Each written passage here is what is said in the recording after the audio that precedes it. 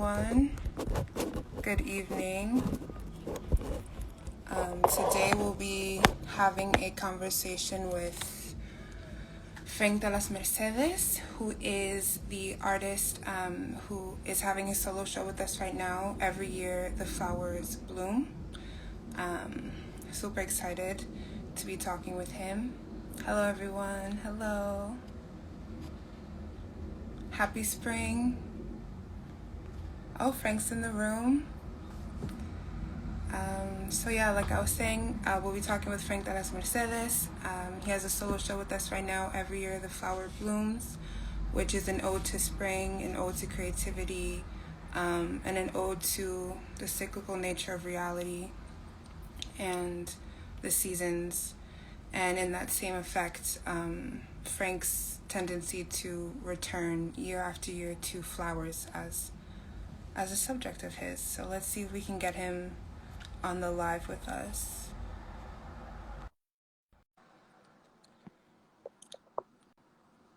Let's see. Brianna, Hello. how are you? Good. Nice to meet you. Nice to meet you virtually. Yes. How are you doing today? Good, good. Can you hear me okay? Yeah, I can hear you. Okay. Awesome. So I was just giving a little introduction to your show. But would you like to give a little bit of an intro to yourself as an artist? I'm Frank de las Mercedes. I'm a visual artist, and I'm very happy to join you and talk about my work uh, and about the show that we currently are showing at Camp Gallery. Very excited to be here. Yes. Awesome. Cool. I guess we'll just get into the questions then. Okay. So, in what ways do you feel being an artist has shaped your experience with life? And more particularly, now that we're still dealing with the pandemic, how do you feel your creativity has helped you navigate the harsher realities the pandemic has, brought upon us? That's, you know, it's really interesting because the one thing that I discovered or that became really evident, especially in the last year, is that part of our gift as artists is to be able to deal with the ambivalence of life. Right. You know, for me, art has always been self-exploration, but also like a sort of refuge, you know, in which completely, maybe you heard this before already, but many artists felt that this was kind of like a residency, if you will, in some ways, because it's kind of like it just pushed you to work, you know, like when Right. you were locked down, you know, like if you really are into your craft and to your work, you just went with it, you know, and then just Right. produced, you know, and not caring about the outcome, which is what art should be about. So I think that art kind of offer that way for me to self-explore, but also to be able to navigate the ups and downs of life, you know, because if I'm in a great mood, I work, you know, if I'm not feeling so well, I work. And if I need to escape and not think about what's going on the news or, you know, I go back into my work. Before I Right. know it, hours have gone by and you know, I'm just, I've gotten through. Right. Right. Yeah. I'm an artist too, obviously not to the same level that you are, but I think something that I've noticed within myself and with those that I know and surround myself with is that this pandemic definitely brought everybody closer to art, even if they don't make it themselves. I think people were looking for other worlds that they could escape into. And if you're not necessarily in tune with your own creativity to do that for yourself, I think it was beautiful that we have places like the camp and other galleries that provide and sort of bring light to other worlds that you can escape into. Absolutely. And I gotta say, you sold yourself a little short there with that, you know, like the level thing. I love your work. I've seen it. I also love what you're doing, creating avenues for other artists within your own, went into the shop and so like all the things that you got going as well. It's like this multi creative multi-potentialite thing that I'm like, it's really, honestly, it's not to pay back a compliment, but don't sell yourself short. You're doing great things. And not only with your work, but with the way that you are approaching uh, this platform that you're in the sense navigating in which you're including your crew, if you will, or other people that that are creative like you. I think that's amazing. It's like it's a fresh perspective on the way that art is going, especially now, where everything is virtually. Yeah, yeah. That's awesome. Thank you so much. um, Also, what I love just personally is that you're a Latino artist, which I love. I'm Latina too.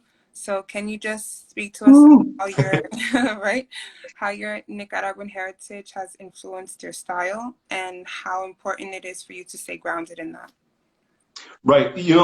It's one of those things where I didn't even, not that I didn't realize it, but it's one of those things where you're not necessarily going around with a badge, if you will. Right, But then as your art continues to go, my school is 100% New York City school, abstract expressionism, and for a while there, it was mostly influenced by European painters, and it's just kind of the way it panned out. It's more about what I was interested to and who influenced me than what I was seeking to be, to be instructed by. But I discovered that my Nicaraguan heritage gave me the colorful, the bright colors, most recently the line work. The black line is very, very present in primitivism, and it's a sharp, right, very commanding, straight black line, not necessarily a curve, but it's very, and so that has definitely transcended into the work.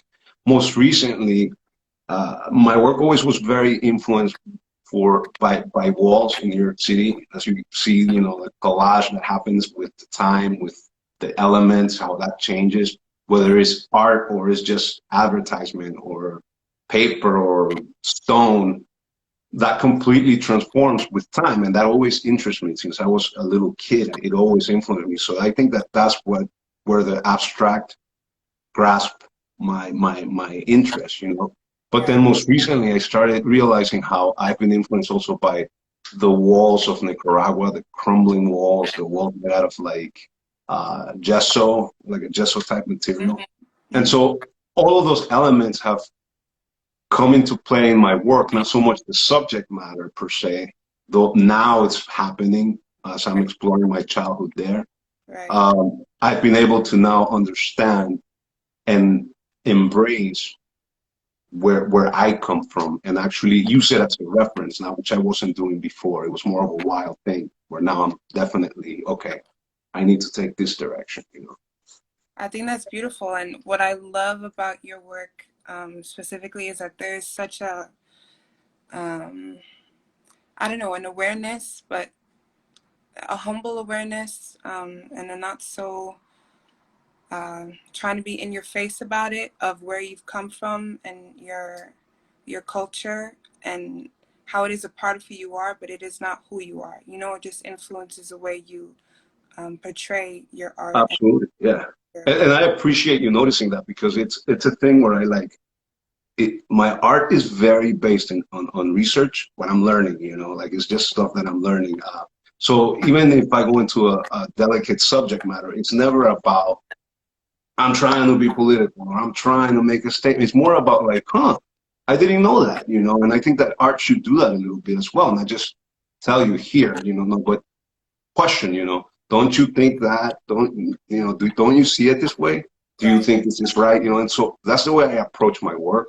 And I find it amazing when people tell me, like you just said, the way that you view the work, it's like, it's a search and people understand that it's a search, not necessarily uh, an in-your-face statement about this is what I believe and this is what I want to give you, but rather these are the things that I'm exploring and I'm sharing them with you uh, for you to consider them. And it's opened an amazing door as even people that in this moment, we're talking right now, example, as like Latino artists, and like the Latinx movement and like all these art.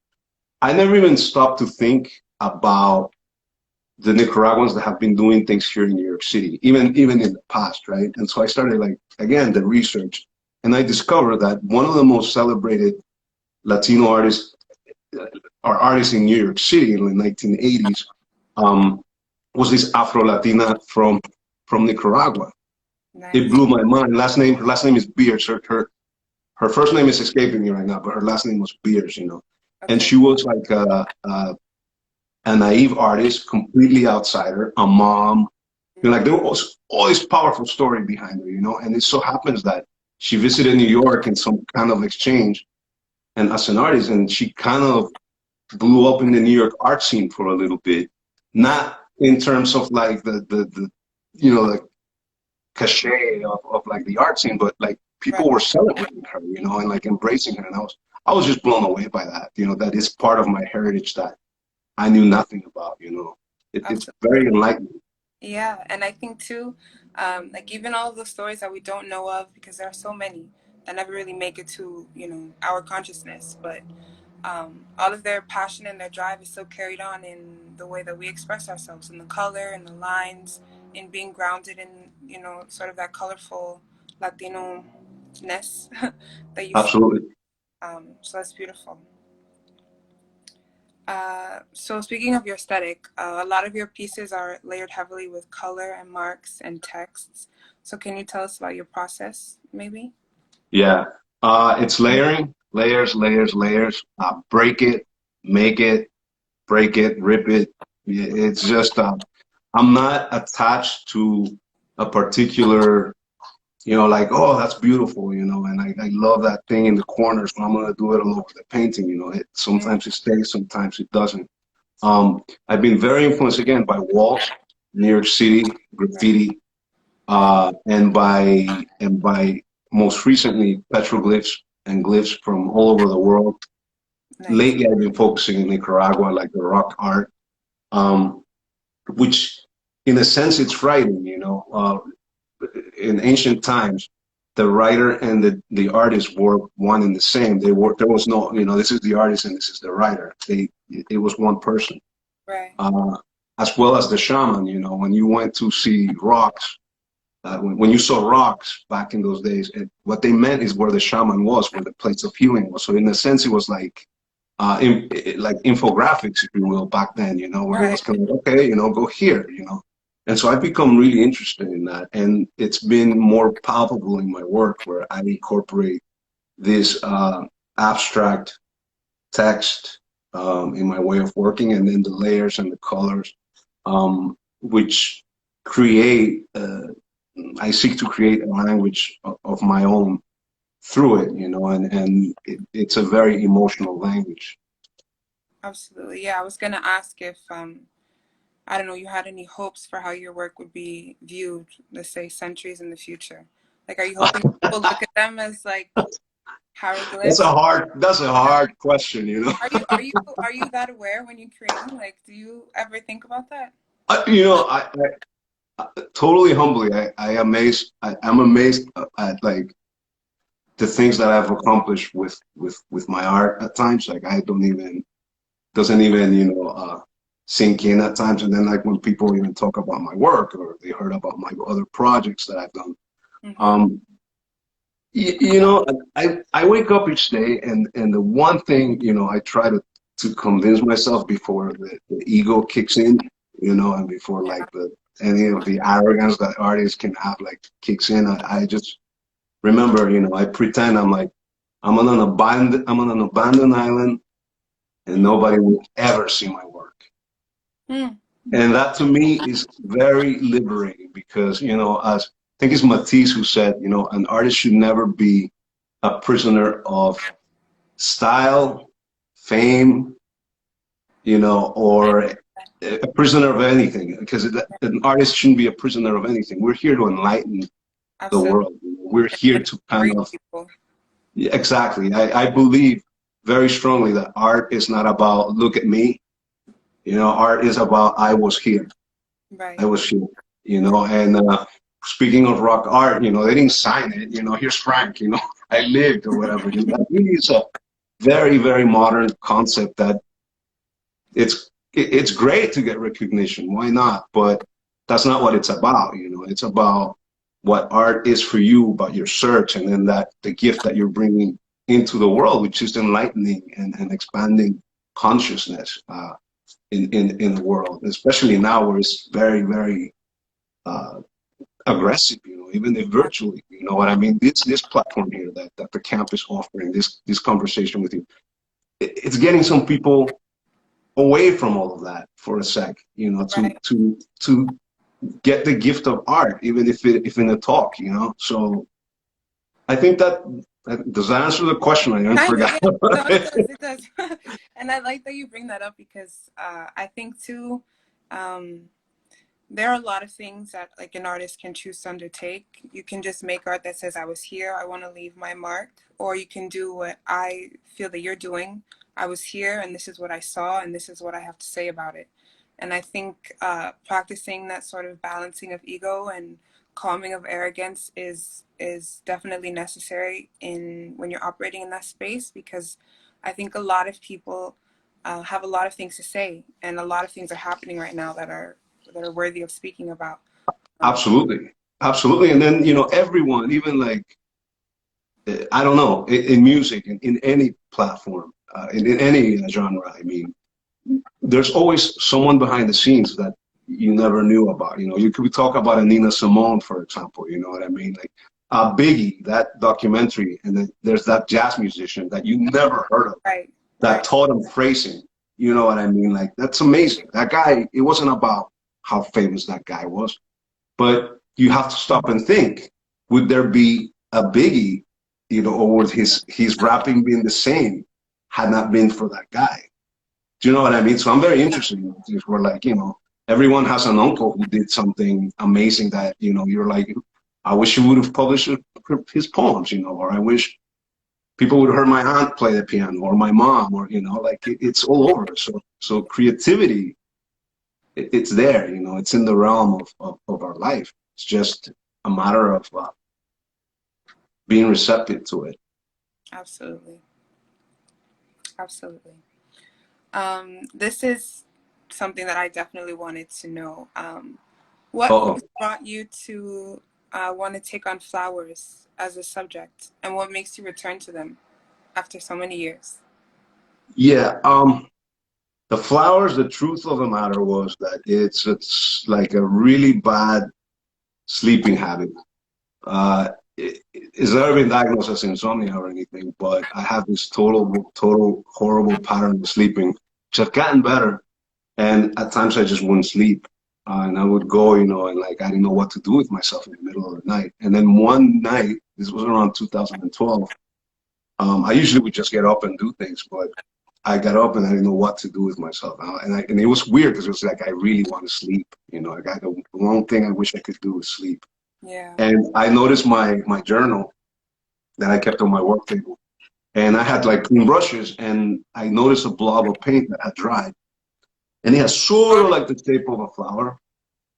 And I started messing with it. I grabbed like little brushes and paint, and then before I knew it, I was painting like more and more in the shape of a flower. And Wow. what followed was like the next few days, the less I slept, the more flowers were piling up. They were like 8 by 10s at first. And that's really how we kind of took off. They were never by looking at other flowers. They were all completely abstract and from just my subconscious, I guess. And I would just get up and work on it.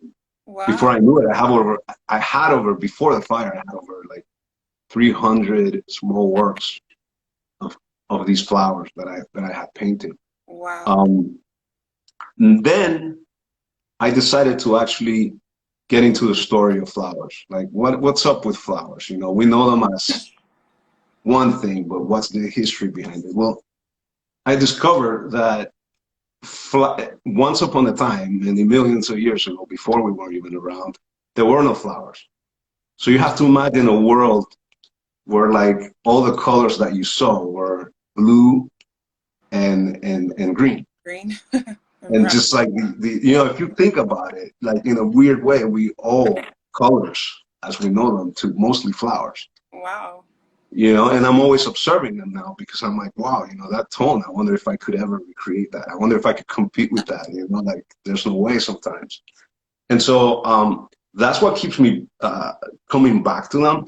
It's just the fact that I discover new things about flowers. I mean, they represent consciousness. Mm, Uh, Even I don't adhere to any religion or anything, but Jesus said, if you want to learn anything about life, contemplate a flower. mm-hmm. You know, and when you think about it, a flower is resilient. A flower, you know, accepts where it ends up, where it is, Right, where, you know, the type of flower it is. That if it had a brain, it wouldn't be like, you know, it wouldn't be a flower at all because it would be like thinking about all the stuff that we think about. And right. so it's just, it just became like really interesting to me how I knew flowers as like the things we send or the things, and they actually represent a big part of our history in consciousness, in contemplation, and in admiring things before there was even what we considered art, visual art. We started just looking at flowers, and that was what would make us inspired. And so that's the story with the flowers.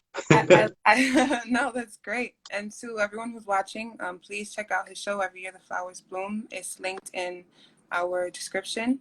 Um, and what I definitely got while helping the director Melanie curate is that it's very much a meditative process for you. It seems like, even in the way your images read off of the canvas, like I can feel how you were contemplating and sort of just not necessarily staring at a flower and replicating it, but really thinking about what it means and where your own consciousness was at the time. Um, so that's awesome. It, And I love it, that you. it really is, and it's helped me actually understand paint and manipulate the material, and not just the mixing of the colors, but actually observe how paint behaves, you know, and the different types of paint. How I mean, they've opened totally a new door, a school for me, you know. The national flower of Nicaragua, which I never even approached, you know, uh, until very recently. It's the biggest lesson I got in drawing, you know, because it was it's such a rustic looking flower. And in a lot of ways, was that? Do you know the name of it? Sacuanjoche. It's, that's the Saquancoche. name. Wow. El Sacuanjoche. It's the Okay. national flower. And I was blown away because it looks almost like, it's almost like one of those, like, in an odd way to me, it looks almost like those ninja stars, you know, like Yeah, the cool. weapons. And but to draw it, I was like, whoa, this is really interesting, you know, like the line work and so you know, it was a new thing. It was always a new thing. If I didn't find new things in the flowers, I don't think I would go. It's not like it's weird. It just happens. I don't go back to them, you know, like looking forward to painting a flower. Right. Nor do I consider myself like a flower painter. Right. Um, but uh, but I do enjoy them, and I think you nailed it. You hit it right on the head when you say, you know, that it is contemplation. It is. I think it's become a form of meditation, and that's why I go back to them. Absolutely. And that definitely comes across because when I see the collection of all of these pieces, because you have so many. I mean, in the show there's 49, but I know you have more. It doesn't seem like you're a painter of flowers. It just seems like an artist who is spending a moment with a flower, thinking with a flower, having a conversation with the flower. Um, Yeah, so it's beautiful. thank you. Absolutely. Um, and what do you feel, if any, is a larger message that this exhibition can give to the world now that it's now that it's opening as we come on a year of the pandemic? I believe that if it is what I've learned about the flower, um, and I mean the messages are so many in a way, but I think is one is be still, like just you know take a breath, enjoy the scenery, you know, from wherever you are, enjoy the color, look at nature. Um, Two, like I mentioned before, acceptance. You know, a rose cannot be anything but a rose. You know, and it accepts its thorns and its beauty and its complexity and the fact that it's here for a very limited time. You Right, know, and that process from blooming to its withering, you know, it's so beautiful and poetic. You know, like we could learn so much from that. And one of the things that I discovered living here in Washington Heights is that it reminded me of a quote when I saw like the weeds, which we don't consider flowers, and like you see them in the cracks and the crevices of the sidewalk sometimes, and they're just like, we ignore them, and then next thing you know, there's like a little flower coming out of them. Right. And it's such a lesson in resilience, that in the middle of a concrete, this thing finds a way. I think that's such a lesson for us to get inspired into, like, yeah, shit's real and it's getting tough, but like we gotta Keep going. speak of resistance, like that thing coming out of it on its own, and then seeing the little flower that blooms out of it. It reminded me of a quote that goes, the difference between a weed and a flower is judgment. Mm. So, it's something that I often remind myself of, when I'm navigating through life and picking up these things, these fragments of visuals from the street as well. Wow, that's beautiful. I really suggest everybody who's here go check out his show. Ponder on these life questions and resilience, because we definitely have had our time to learn about that this year and the past year. So I think this is Absolutely. the perfect time. And thank you so much for talking with me today. It was a Thank pleasure. you. Thank you for the invite. Thank you for all the hard work you're doing for this show as well. It's looking great, and we'll be talking soon enough. Yes. Thank you so much. Bye-bye. Bye.